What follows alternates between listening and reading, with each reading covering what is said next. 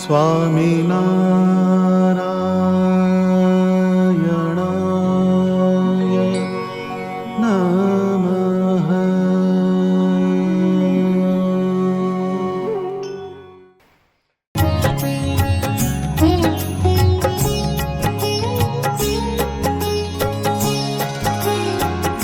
હૈડે હાર ગુલાબી ફોરે ચિત્ત મારું રોકી રાખ્યું તોરે.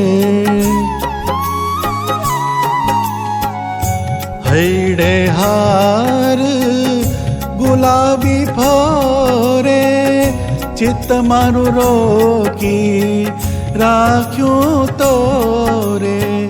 ગજરા કાજુ બાજુ મન મારે ભાવતારે.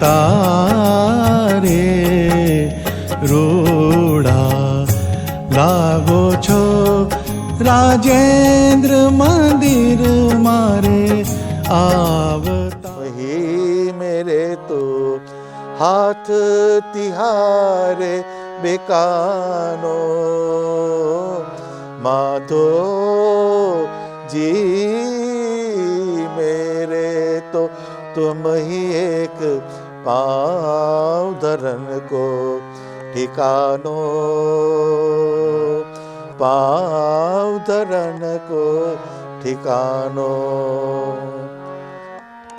तुम बिना सुख नाही त्रिभुवन में मोहे बहुत फिर्यो भुलानो. पर्यो आय द्वार दीन प्रेमानंद गुणहीन. पर्यो आय द्वार दीन प्रेमानंद गुणहीन. किंकर रावरो जानो माधो जी मेरे तो तुम ही एक पाँव धरन को ठिकानो पाँव धरन को ठिकानो पाँव धरन को ठिकानो. એ શું કહે છે? માધોજી મેરે તો તુમ ही एक पाँव धरन को ठिकानो. शुभ गति अशुभ गति तुम ही मेरे तो हाथ तिहारी बेकानो. એમ કે હું તમારા હાથે વેચાયેલો છું.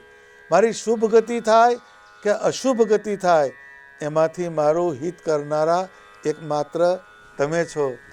तुम बिना सुख नाही त्रिभुवन में मोहे बहुत फिर्यो हूँ भुलानो.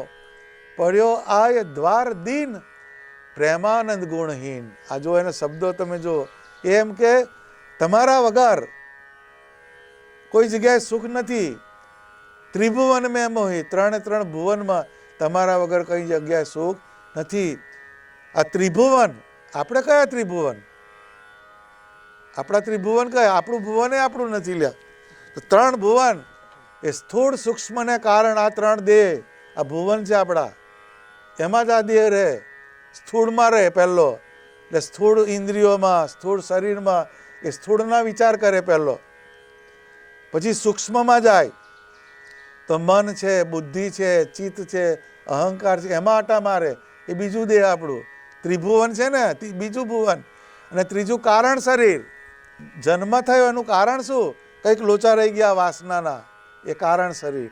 આ ત્રણ ભુવનમાં આટા મારે છે. તુમ બીના સુખ નહીં. ભગવાનને છોડો તો આ આંખ છે એ સ્થૂળ દેહ થયો. હવે આંખથી તમે ગમે એટલા આકાર જોયા પણ ભગવાન સિવાયના આકાર ગયા એમાં તમને કશું હાથમાં આવવાનું નથી. કાન જે છે સ્થૂળ શરીર, કાનથી તમે ભગવાન સિવાયના ગમે એટલા શબ્દ સાંભળ્યા એમાંથી કશું હાથમાં આવવાનું નથી.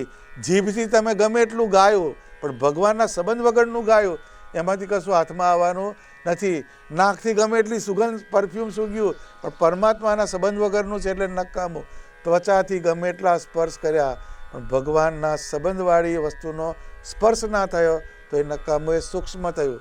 ને અહંકાર ગમે એટલા અહંકાર કર્યા આપણે પણ ભગવાનના ભક્તપણાના સિવાયના જે અહંકાર કર્યા એ બધા નકામા છે. સ્થૂળ સૂક્ષ્મ અને કારણ શરીર, એની અંદર તમે ગમે એટલું ચિંતન કર્યું પણ એ તમારી સાથે આવવાનું નથી. એટલે તુમ બીના સુખ નાહી ત્રિભુવન મેં મોહે બહુત ફિર્યો હું ભૂલાનો. ભૂલાનો એટલે ભટક્યો, ભગવાનના વગર ભટક્યો. પડ્યો આય દ્વાર દીન, એ પોતાને એમ કે દીન એટલે ગરીબ. પડ્યો આય દ્વાર દીન કિંકર રાવરો જાનો. એ કિંકર તમારો દાસ છું, તમારો સેવક છું.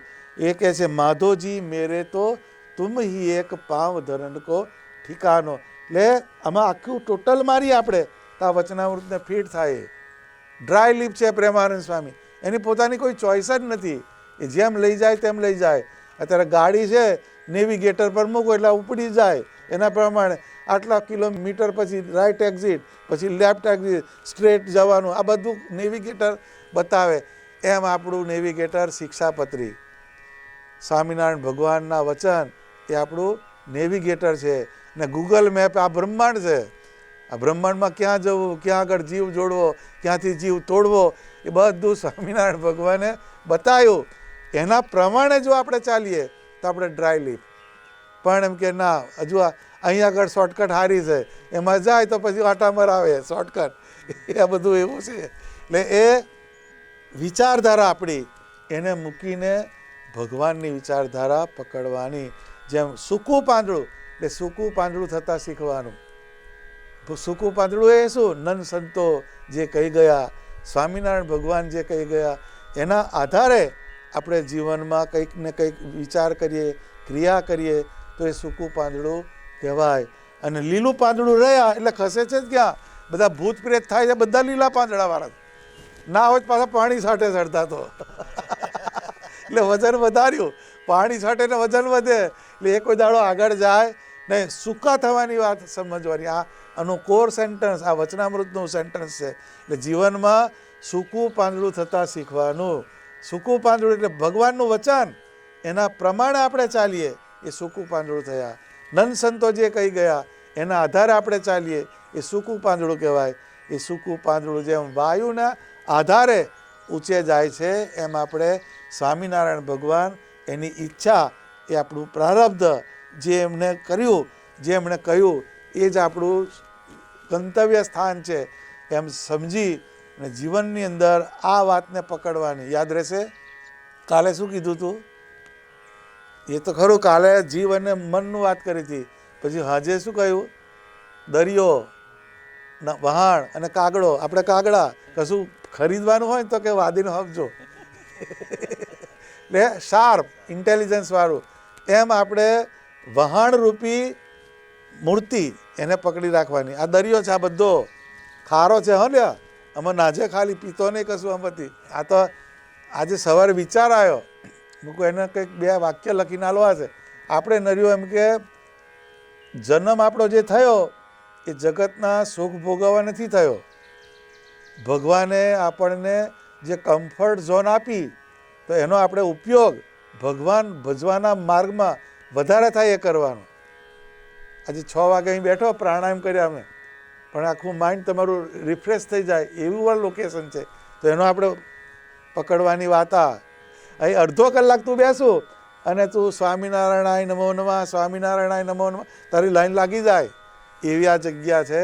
તો આપણે ભગવાને જે આપણા જીવનની અંદર, આપણા પ્રારબ્ધની અંદર જે સુખ નાખ્યું એ શેના માટે? પંચ વિષય માટે નહીં નાખ્યું. એ તો છે ને છે જ. કૂતરા, બલાડા, ગીરદેડા, હાથી, ઘોડા બધામાં આ જ છે ધંધો. ખાવાનું, પીવાનું, વિષય ભોગવવાનું ને હોઈ જવાનું. એનાથી આગળ 5મો ચેપ્ટર ત્યાં નથી. ખાવું, પીવું, વિષય ભોગવવાને સૂઈ જવું. આનાથી આગળ કશી કોઈ પણ યોનિનો તમે અભ્યાસ કરો તો આનાથી આગળ કશું નથી. પણ આપણને ભગવાને જે કમ્ફર્ટ ઝોન મૂકી એ કાલ મને કહેતો હતો ને કહીએ ચાલે એવાનો હતો કે હું કહીએ ચાલે નહીં એવો હું, પણ કે ભગવાને મને ઠેકાડે પાડ્યો કહે છે. અત્યારે સારી નોકરી એને આપી કોણે? તે ભગવાને આપી. પણ એનો આપણે ઉપયોગ ક્યાં કરવાનો? સત્સંગમાં કરવાનો. થોડો ટાઈમ કાઢજે. એની પાસે તારા બાયોડેટા લઉં છું, પેલું મશીન સાચું બોલે. એટલે એને પૂછું કોક દાડો તાર પપ્પા શું કરે છે, ક્યારે બેસે છે, કોક દાડો કે ઓછું બેસે છે એમ કહેતો હતો એક દાડો. આ લીલી નોટો પાછી ભમાવે એવી છે, એ બહુ સારું નથી, પણ એની અંદર ઉપયોગ ક્યાં કરવાનો? ભગવાન જોડે કરવાનો. જેમ એસી કોચ હોય, એસી કોચ, પેલો ટ્રેન હોય એમાં એસી કોચ હોય, એમાં બહુ અંદર બહુ લક્ઝરી હોય.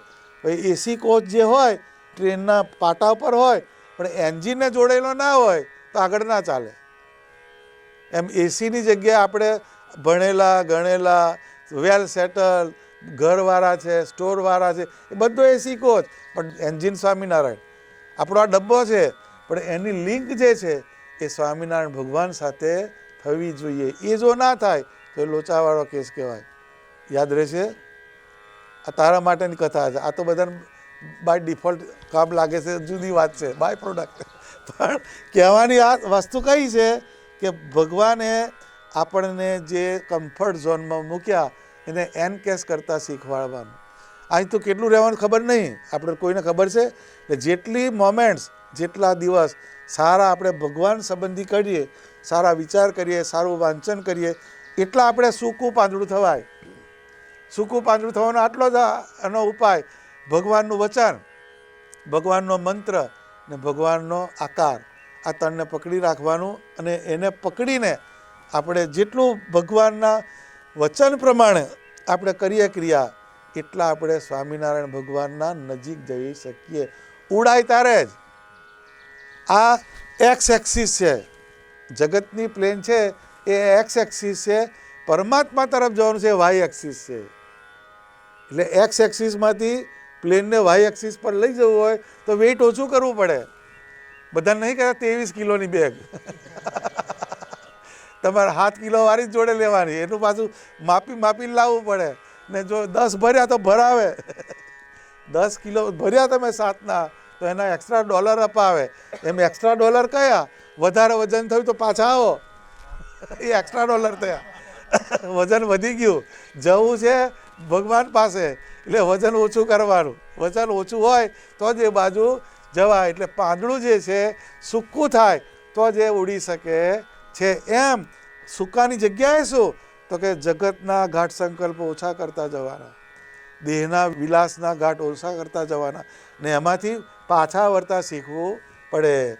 અત્યાર સુધીની લાઈફમાં બધી લીલી સૂકી બહુ જોઈ ને, એમાં કંઈ કાઢવાનું નથી. ટાઇટ્રેશન તો મારજે. એનું કેટલા વર્ષ થયા? 38 વર્ષ ને 38-39માં ખાસા એક્સપિરિયન્સ થયા હશે, થયા કે નહીં? એટલે એમાં તમે સરવાળો મારો તો કશું નીકળે એવું નથી. એ પેલા રેતી પીલો એવું છે, રેતી પીલો એમાં તેલ આવે કોઈ દાડો? પીલજે જ ખરો લાવીને એમાં તેલ નીકળે છે. ભલે ને તમે ગમે એવું ગ્રાઇન્ડિંગ મશીન લાવો, પણ મૂળ રેતી છે એટલે એમાં તેલ નીકળવાનું નથી. એમ ગમે એટલો તમે એફર્ટ મૂકો, ગમે એટલા તમે એની પાછળના લાગેલા રહો, પણ મૂળ વસ્તુ પેલું છે નહીં અંદર, એટલે એમાંથી કશું હાથ આવવાનું નથી. એટલે ડ્રાય લીફ થતાં શીખવાનું. સૂકું પાંદડું વાયુને આધારે ઉડે છે, એમ આપણે આનંદમાં રહીને, ઉદ્વેગ છોડીને, એમ લખ્યું, ઉદ્વેગનો ત્યાગ કરી આનંદમાં રહીને ભગવાનનું ભજન કરવું. આટલું જ લેવા જેવું છે, બાકી કશું જ્ઞાન સમજવા જેવું નથી. જેમ સૂકું પાંદડું એમાં બધું આવી ગયું. નંદ સંતો અને ભગવાનના વચન એટલે સૂકા પાંદડા તરફ ચાલ્યા, એ પ્રમાણે ચાલો. એટલે પછી ઉદ્વેગનો ત્યાગ કરવાનો. ઉદ્વેગ એટલે શું?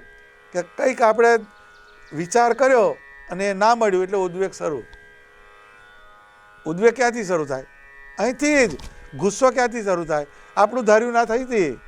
આ ઉદ્વેગ, ગુસ્સો, આ બધી વસ્તુ જે તમે ડિઝાયર કરી હોય એ વસ્તુ તમને પ્રાપ્ત ના થાય તો ઉદ્વેગ ચાલુ થાય, ગુસ્સો ચાલુ થાય, એગની ચાલુ થાય, પેઇનફુલ પ્રોસેસ ચાલુ થાય, ફ્રસ્ટ્રેશન ચાલુ થાય. બધી નેગેટિવિટી અહીંથી આવે છે. પણ આપણે પહેલેથી જ સૂકું પાંદડું થઈ ગયા. ભગવાન જે કરે ખરી. શુભ ગતિ અશુભ ગતિ તુમ હી મેરે તો હાથ તિહારે બિકાનો. તમારા હાથનો વેચાણ છું. જેમ કોઈ માણસ આ ખરીદેલા જ છે ને, તમે બધા જોબ કરે છે શું? ભલે ઇન્ડિયામાં લગ્નમાં ગયું તો ત્યાં તો 8 કલાક તો જોડવી જ પડે. વેચાયો એટલે ક્યાં જાય?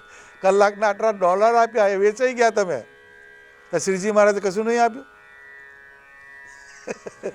એક નોકરીવાળો તમને મહિનાના $5,000 મારતો હશે, કાં તો 10,000 બહુ જોર મારે તો, એથી વધારે નહીં અત્યારની રેન્જ હશે એમાં, તો એમાં બધું વેચાઈ ગયું. ગમે તે આવ્યો હોય તો અત્યારે આપણે સમય આમ ભલે આવ્યા પણ 4-5 દાડાથી સગવડ કરી આવશે, પછી હું ત્યાં આગળ બોસ્ટન ભેગો થઈશ. એ શું આવ્યું? વેચાયા, વેચાઈ ગયા. એટલે વેચાયા એટલે જેના હાથે વેચાય એનું કામ કરવું પડે. એમ સ્વામિનારાયણે આપણને આવું શરીર આપ્યું, બુદ્ધિયોગ આપ્યો, આપણને આવું ટેણિયું આલ્યું. આવું ટેણિયું આવે નહીં તો એ આવ્યું તને, બધું તારા ઘરમાં સારી વાઈફ, સારા છોકરા, એ ભગવાને આપેલું છે. એટલે આપણે એના વેચાણ થયા. ખ્યાલ આવ્યો? જેમ એની 8 કલાક જોબ કરે છે તને તો વધારે કરવી પડે, પણ આપણે 2 કલાક કરજે. આખા દિવસમાં 2 કલાક કાઢવાના. એ સ્વામિનારાયણ ભગવાન સંબંધી કોઈ પણ ક્રિયા કરવાની. આજે આટલું સરસ સિંહાસન બનાવ્યું પણ એને એનકેસ ના કરું શું કરવાનું? એ 100 પીસ નથી, એનો ઉપયોગ કરવાનો. રોજ જે ભગવાન પાસે જેટલું વધારે ને વધારે બેસાય એવો પ્રયત્ન કરવાનો. નહીં તો આ બધું જગત ભૂલાવે એવું છે. સૂકું પાંદડું થતાં શીખવાનું. ઇન શોર્ટ, એટલે પોતાની અંદર જે બધી વસ્તુ પડેલી છે એને છોડીને પરમાત્માનો વિચાર, ધન સંતોનો વિચાર આપણે લેતા થઈએ એટલે આપણે ડ્રાય લીપ ને પછી ઉડાશે. એ સિવાય ઉડાવવાનું કારણ કે આ બધું ભાર છે, આ બધું ભીનું ચાટેલું ચા. આ 30 વર્ષે એમ કે ફ્રી થશે એમ કહે છે, પણ તે પહેલાં તો આપણે ફ્રી થઈ જઈએ, એ કંઈ નક્કી નથી. પણ આ જ્યારે when you want to fly then give up what you weighs down, એ એવું ઇંગ્લિશમાં કહેવત છે. તમારે ઉડવું હોય તો તમને જે નીચે લાવે એ વસ્તુને ઓછા કરતી જવું પડે.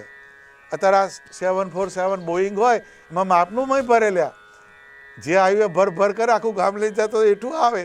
એમ ઉપર ઉડાય એવું નથી. ઉપર જવું હોય તો વેઇટલેસ થવું પડે. એટલે એક્સ એક્સિસ થી વાય એક્સિસ તરફ જવું હોય, પરમાત્માના ધામ તરફ જવું હોય તો જે આપણું વજન હોય એને ઓછા કરતા જવું પડે. ને પરમાત્માના વિચાર આપણે અંદર દાખલ કરવાના, તો જ આપણે ભગવાન તરફ ગતિ કરી શકાય છે. સહજાનંદ સ્વામી મહારાજની જય.